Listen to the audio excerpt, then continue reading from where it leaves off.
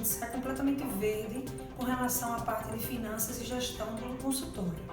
Shirley, ela é especialista em finanças e ela pôde me trazer para esse mundo que na verdade eu nem gostava muito, mas ela tornou-se tão fácil e tão prático que eu pude realmente entender e até gostar do negócio e querer investir, inverter em outras coisas além da odontologia. Hoje eu tenho mais segurança para conseguir administrar meu consultório com relação à parte da formação do preço dos procedimentos, a questão do meu prolabore, do meu salário, tá realmente separado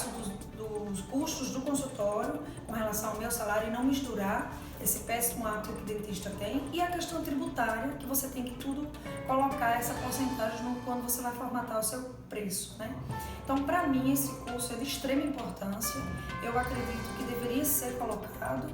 e ela,